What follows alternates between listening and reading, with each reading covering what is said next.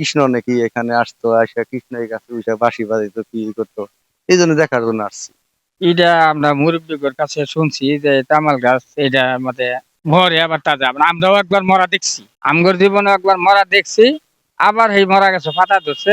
ওই দাদারাও যা শুনছে যা আলাপ করলো, ওই আমার বাচ্চা ছাড়াও আলাপ তাই করলো, মানে আমরা ওই হুনার তালে গেছি। এসে শুনলাম যে অনেকে অনেক মনোবাসনা পূর্ণ হয়। তো আমিও আমার মনের বাসনা নিয়ে এখানে এসেছি। আমার বাপ দাদা 14 গোষ্ঠী এটা আমরা দাদা দেখে গেছে, বাপ দেখে গেছে, 12 বছর মেরে আসাল কৃষ্ণ তাজা করছে মিশে পোলা মানসিক করে। এই যে যা যা পোলা না মেয়ে না বাচ্চা কাচ্চা না এটা নিকা মানসিক করে মানে বাইন্দে থেজা আবার অনেকে আবার চিনি মিনি খেলে থেজা।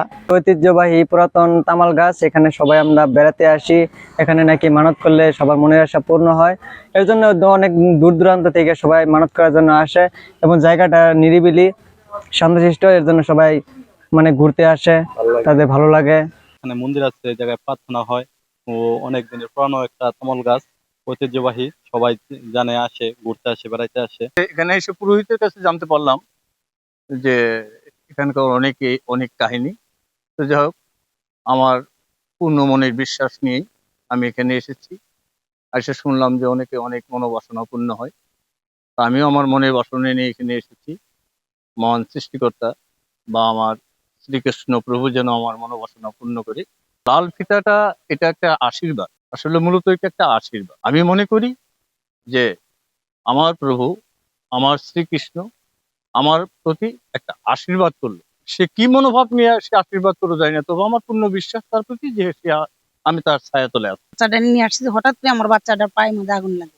তখন কাকা করতেছে যে গাছের গোড়ায় প্রসাব করতে, তাড়াতাড়ি যাও, জায়গা নিয়ে লেপ দাও। পরে আমি হইলো ওই একবার বাড়ি থেকে পানি নিয়ে পরে ওখানে লেপ পুষ দিয়ে পরে আমি তার কাছে মাপ পেলাম যে আমার ছোট বাচ্চাটা এরকম একটা অন্যায় করে ফেললো, তা আপনারা তো অন্তর্যামী, আমার বাচ্চাটার জন্য কোনো ক্ষতি না হয়।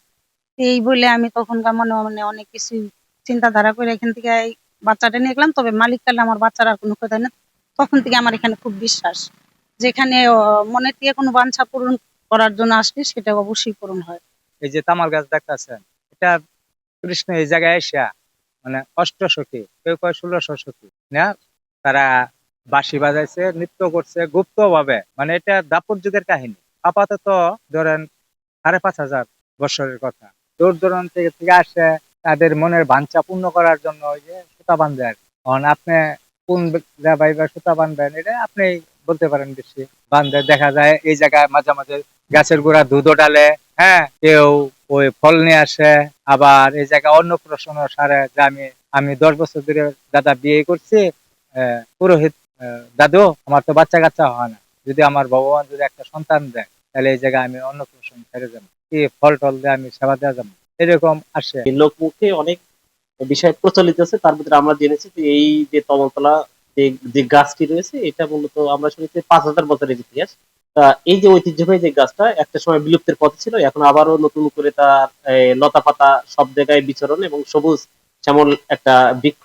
আমি নিজেও সেখানে পরিদর্শন করেছি ইতিমধ্যে একবার, দেখে খুবই ভালো লাগার মতো একটা জায়গা।